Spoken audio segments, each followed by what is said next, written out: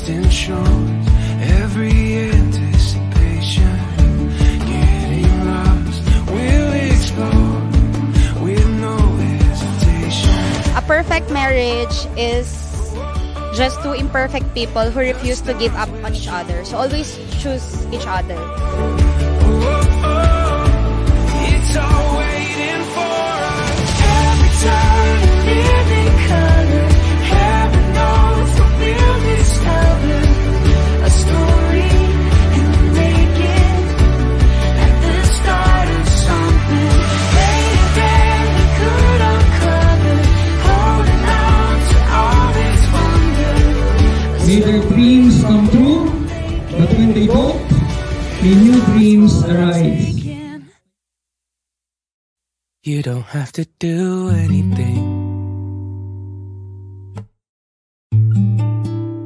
I still want your love.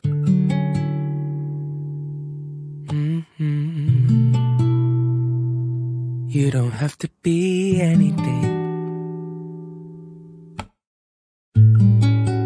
Just your love is enough. I've met Alex through a common friend, and yeah, we added each other on Facebook. And then one time yun, nag-meet kami sa isang mall. Medyo naligo ako nun. And ayun, nagkita kami. Wow, naano ako, na-amaze ako. Kasi in my life, ngayon ako nakakita ng magandang babae talaga. So, naligaan ko. Tapos nun, naging kami na. Be anyone. I'm still gonna want you.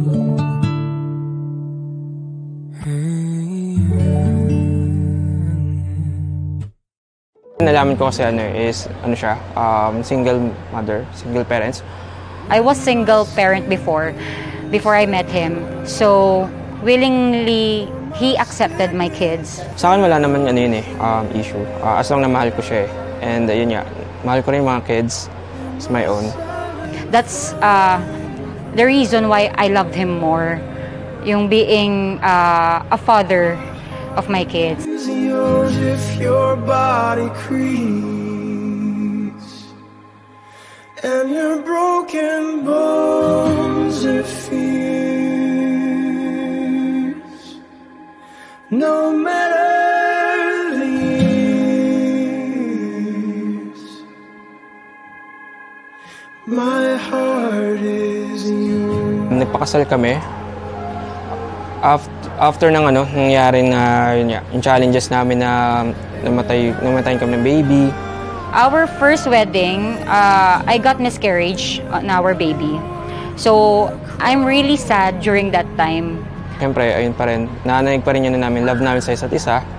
However, I really wanted to get married with Alex.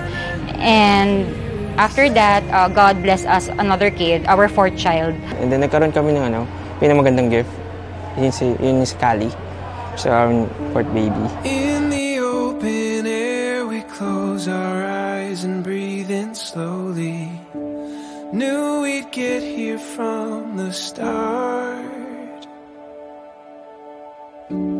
Finding magic in the days and nights as they're unfolding.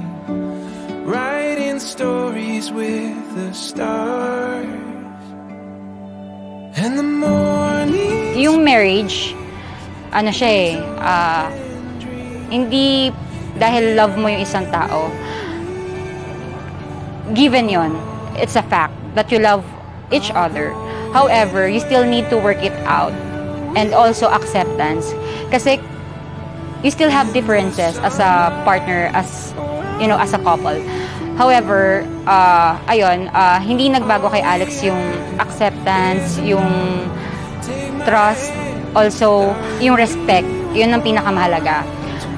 On our 3 years of being married, never siya nagloko, never siya nang babae. Walang ganong We have our daily struggles as a husband and wife with our kids as a family.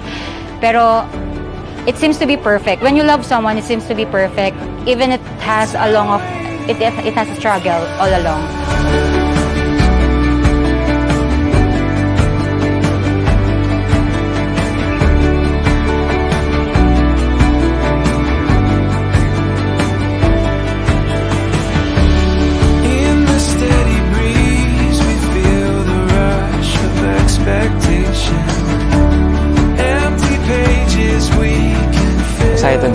sa bagong chapter ng namin buhay. Sobrang blessed ako kasi nakilala ko siya at hindi namin makukuha lahat to, hindi dahil sa pagmamahalan namin dalawa.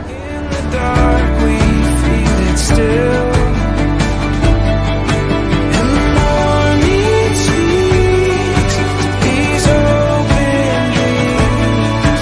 We're right where we belong. I'll go anywhere with you. Daddy, I love you. That's why I'm renewing our contract again. Yeah, and finally we did it again with the family, with the formality, with the parents, and with the relatives. Thank you for, granting my wish na reunion, mini reunion with our family, with our parents. So, I love you so much. Love na love ka namin ng mga kids. And yeah, wag kang magbabago. Yung size lang. Joke. Thank you. I love you so much, Mami. And sana, huwag magbago yung pagmamahal mo sa akin. And, ayun, happy wife. Happy wife lang lagi. And, lagi mo isipin, mahal na mahal kita. Anywhere with you. In the sunlight or underneath the moon. All we have is enough. Take my hand, darling, we were born to run.